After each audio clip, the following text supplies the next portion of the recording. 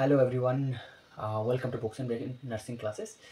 আশা করি আপনারা সবাই ভালোই আছেন। অন্যান্য দিনের মতো একদিন একটা নতুন ভিডিও নিয়ে, সেটা কমিউনিটি হেলথ এর উপর। কমিউনিটি হেলথ নার্সিংয়ের অনেকগুলো ভিডিও আমি আপলোড করে রেখেছি, আর তার পাশাপাশি আরও অন্যান্য সাবজেক্টের উপরেও ভিডিও আপলোড করে রেখেছি, আপনারা দেখতে পারেন। আর ভালো লাগলে একটা লাইক কমেন্ট শেয়ার করে নেবেন। আর মাত্র কিছুদিন পরে আছে, তারপরে অগ্নি পরীক্ষা, তাই তো? তো সেই অগ্নি পরীক্ষার আগে নিজেকে কী করতে হবে, সেই প্রিপেয়ার করতে হবে পুরো দমে। এটা একটা গোল্ডেন অপরচুনিটি, এই অপরচুনিটি যেন মিস না হয়। কারণ এই অপরচুনিটি মিস হয়ে গেলে কবে একটা নতুন অপরচুনিটি আসবে, সেটা আম, সেটা আমরা কেউই জানি না। তো আহ, নিজেকে তুলে ধরার জন্য, তো একটা চাকরির জন্য, সরকারি চাকরির জন্য নিজেকে একটুখানি স্ট্রাগলের মধ্যে দিয়ে, একটুখানি হার্ডওয়ার্কের মধ্যে দিয়ে যেতেই হবে। তো বাংলা একটা প্রবাদ আছে, সেটা হচ্ছে হার্ডওয়ার্ক করে যাও বা কষ্ট করে যাও, ফলে চিন্তা করো না। তো আপনারাও সেম হার্ডওয়ার্ক করে যান, বাকিটা রেজাল্ট আপনাদেরকে সব কিছু বুঝিয়ে দেবে সময়ের সাপেক্ষে। তো চলুন দেরি না করে স্টার্ট করি আজকের ভিডিও বা আজকের topic, community health nursing. Okay, first point already ডিসপ্লেতে দেখতেই পাচ্ছেন অন্য দিনের মতো, সেটা হচ্ছে মরবিডিটি অ্যান্ড মর্টালিটি। মরবিডিটি কি? মরবিডিটি হচ্ছে the rate of disease in a population. ডিজিজের রেট কী আছে পপুলেশনের মধ্যে, সেটা হচ্ছে মরবিডিটি, ছোটো ভাষায়, মানে একদম শর্ট ফর্মে। আর হচ্ছে মর্টালিটি। মর্টালিটি কি? রেট অফ ডেথ, সেই ডিজিজের কারণে কত লোক মারা গেছে তার পার্সেন্টেজ। তো রেট অফ ডেথ আর মরবিডিটি হচ্ছে rate of illness or rate of disease in a, কোথায়? In population, in a geographical area. Okay, then then আর সেটা হচ্ছে এই যে ডেফিনেশনটা, সেই ডেফিনেশনটা কে দিয়েছে? মরবিডিটি আর মর্টালিটি ছোট একটা ডেফিনেশন বা এই ছোট জিনিসগুলো, সেটা হচ্ছে সিডিসি দিয়েছে, centre for disease and control and prevention. Centre for disease control and prevention. Okay, then principal of community nursing. Principal of community nursing দুজনের ক্ষেত্রে ইম্পর্টেন্ট, সেটা হচ্ছে আপনাদের BSc as well as GNM. Okay, তো community principal কতগুলো রয়েছে? Principal তিনটে রয়েছে। কী কী? First is the need base, then population base, then purpose based. Okay, then next ecology. Ecology কি? ইকোলজি হচ্ছে the study of relationship, between the living organism, including humans and their physical environment, like organisms, community, then ecology, সব কিছু মিলিয়ে যে study হয়, সেই study দুটোর মধ্যে রিলেশনশিপ খোঁজা, দুটোর মধ্যে কী সম্পর্ক রয়েছে, সেই রিলেশনশিপটাকে বলা হয়েছে ecology. Okay, then next the disease. কী বলা হয়েছে সেখানে? What is the disease? তো ডিজিজের অলরেডি আমি একটা ইন্ট্রোডাকশন দিয়ে রেখেছি, সেটা জিজ্ঞেস করতে পারে। আর সেটা হচ্ছে ডিজিজকে যদি শর্ট ফর্ম আমি দেখুন ইন ব্র্যাকেটে মেনশন করে রেখেছি। What is the disease? Disease হচ্ছে ইটস মাল অ্যাডজাস্টমেন্ট, এ কন্ডিশন অফ মাল adjustment between environment and man. পরিবেশের সাথে আমাদের বা এনভায়রনমেন্টের সাথে আমাদের কী সম্পর্ক রয়েছে, সেটা নর্মাল সম্পর্ক যদি হয়, we are healthy.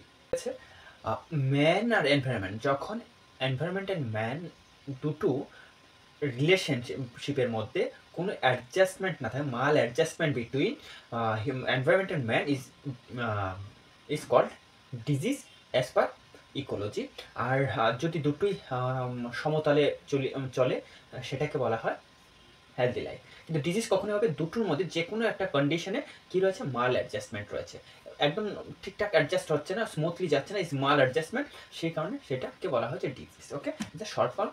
Then philosophy. Philosophy of community of health nursing is the important question. Philosophy of community health nursing is the socialism. তো সোশিয়ালিজম কি? কমিউনিটি অফ হেলথ নার্সিংয়ের ফিলোসফি। ওকে, আর ফিলোসফির মানে কি? What is the meaning of philosophy? Philosophy is the love of wisdom. Okay, then next is the philosophy education as per the community health nursing.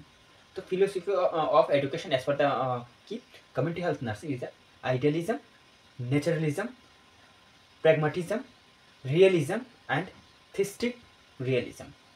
Okay, prevalence. তার আগে ভিডিওতে আমি explain করে রেখেছি আপনাদের কাছে, সেটা হচ্ছে প্রিভ্যালেন্স। ওকে, দেন প্রিভ্যালেন্স কি? প্রিভ্যালেন্স আমি আগেও বলেছি, সেটা হচ্ছে new case and old case. Old case, new case মানে কি আজকের ডেটে কতগুলো case is the new case, and till yesterday কতগুলো কেস ছিল লাস্ট 1 মান্থ या লাস্ট 1 ইয়ার ধরে, এই দুটো মিলিয়ে ওল্ড অ্যান্ড কি নিউ দুটো মিলিয়ে কি বলা হয় ইজ দ্য প্রিভ্যালেন্স। আর ইনসিডেন্স হচ্ছে today's case, new case always. Okay, then anthropometry. Anthropometry is defined as a scientific study of human body measurement. Human body is not the upper side measurement, it's each and everything measurement, like gland, then internal organ, blood circulation, cells, tissues, nerve, neurons, each and everything, dermis, epidermis, teeth, eye, ear, each and everything আমাদের বডিতে, আমাদের human body যা দ্বারা তৈরি হয়েছে, each and এভরিথিংয়ের কী রয়েছে scientific study করা। আর কিসের উপর? The measurement. এই যে যাই রয়েছে, যা দিয়ে তৈরি হয়েছে বডি, সব কিছু একটা মেজারমেন্ট হয়, সেই মেজারমেন্টটাকে সায়েন্টিফিক ওয়েতে মেজার করাটাকে বলা হয়েছে anthropometry. Okay, then principle of primary health care. What is the principle? Is a 5 principle. Then equitable distribution, then community participation, third is the health human resource, fourth appropriate technology, and fifth is the multi-sectional approach. জিএনএমদের জন্য important, কিন্তু বেশি এটা mostly important for BSc. ওকে, এই কোয়েশ্চেনটা। The next, the এটা দুজনের জন্য important, star mark দিয়ে রাখুন, ভীষণ important, the dimension of health.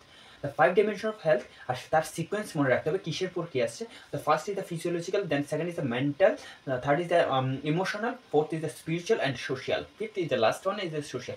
তো আমাদের কি এক্সামিনে জিজ্ঞেস করতে পারে what is the 4th dimensional of health, 4th dimension, তখন আমাদেরকে 4টে অপশন দিয়ে দিল, তখন আমাকে স্পিরিচুয়ালি সিলেক্ট করতে হবে বা চুজ করতে হবে। ইভেন আমাকে এটাও জিজ্ঞেস করতে হবে what is the 5 dimension of health, is the social. Okay, তো specially important is the spiritual, even 5টা পয়েন্ট ইম্পর্টেন্ট, তার মধ্যে হচ্ছে 4th is the spiritual, 4th number dimension is the most important. এমন নয় যে অন্যান্যগুলো ইম্পর্টেন্ট না, অন্যান্যগুলো ইম্পর্টেন্ট, এর মধ্যে থেকে যে কোনো একটা কোয়েশ্চেন আসতে পারে, আর এটা কিন্তু স্টার মার্ক দিয়ে রাখবেন, ইম্পর্টেন্ট রয়েছে। ওকে, দেখ এটাও ভীষণ ইম্পর্টেন্ট বোথ জিএনএম এন্ড বিএসসির ক্ষেত্রে। The biomedical concept, the biomedical concept of health is the based on germ, based on কী রয়েছে জার্ম। তো বায়োলজিক্যাল কনসেপ্ট বা বায়োমেডিক্যাল কনসেপ্ট কিসের উপর বেসড রয়েছে? Biomedical concept based on the germ. Okay, তো এটাও ভীষণ ইম্পর্টেন্ট কোয়েশ্চেন, রিপিটেডলি এসছে।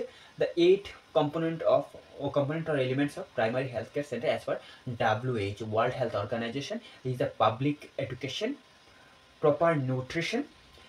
এই যে এইগুলো শুধু আপনাদেরকে এক্সপ্লেনেশন জানতে হবে না, শুধু নামগুলো জানলেই হবে।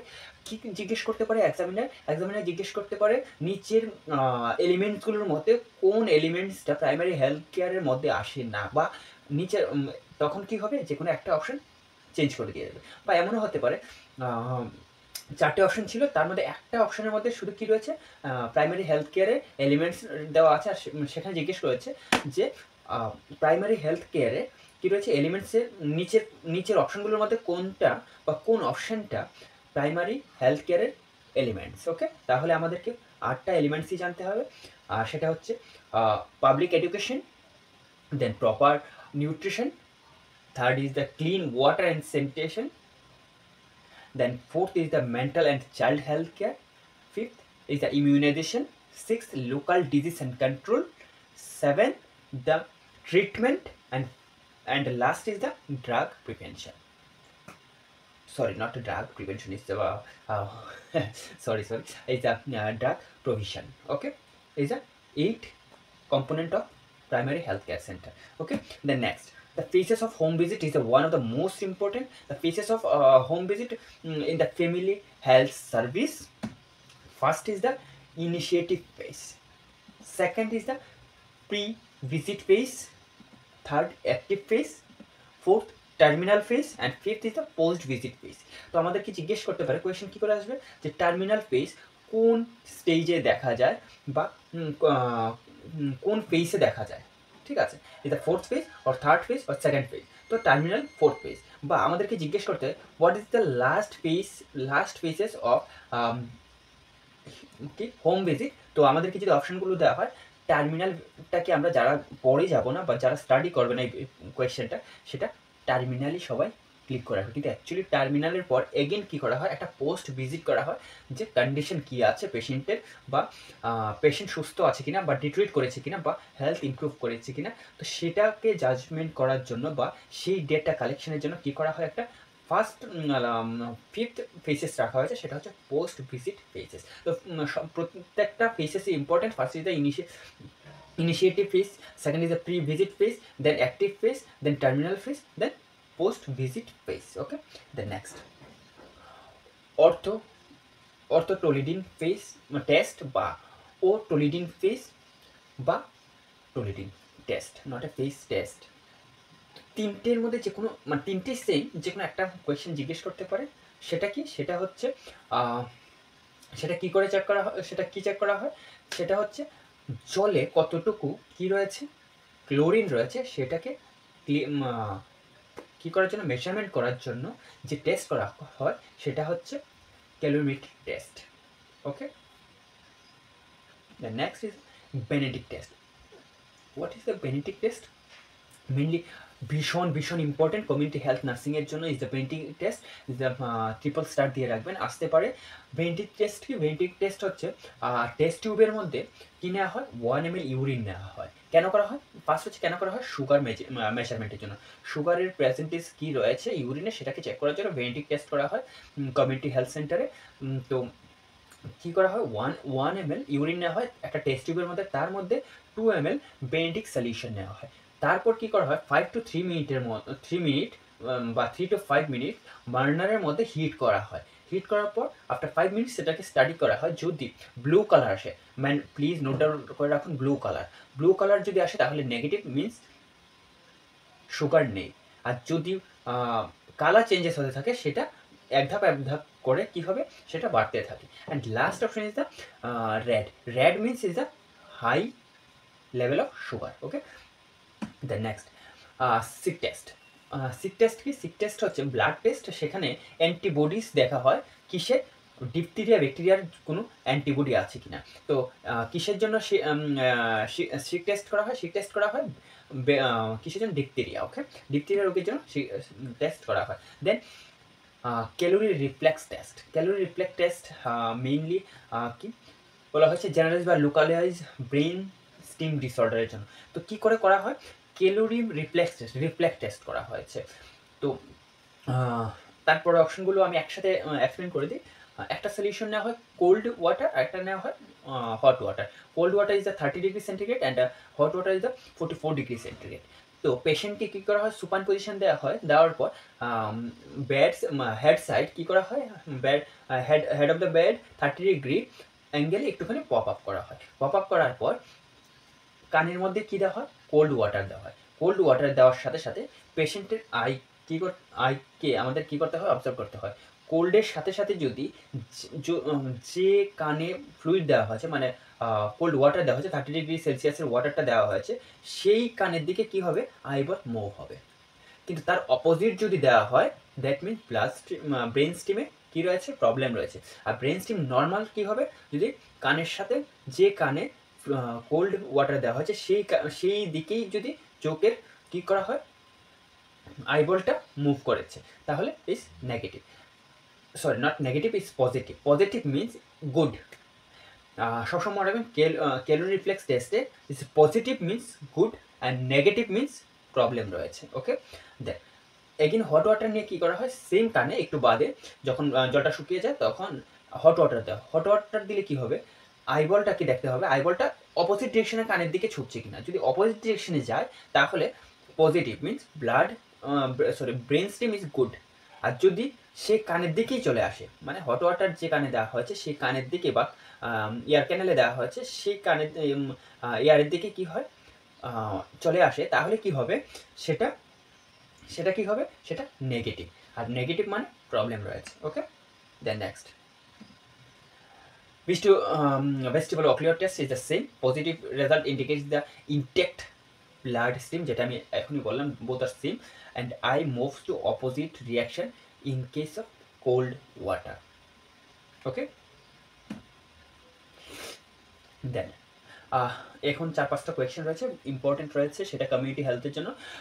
সুলেজ হচ্ছে domestic waste water like bathroom, shower বা আপনার বাথের পর যে ওয়াটার হয় সেটা হচ্ছে domestic waste water accept excreta like a toilet water. Okay, then sewage কি only excreta. Excreta means toilet water like after stool pass, after urination বা ইউরিনেশন ওয়াটার যে রয়েছে only excreta or toilet water only.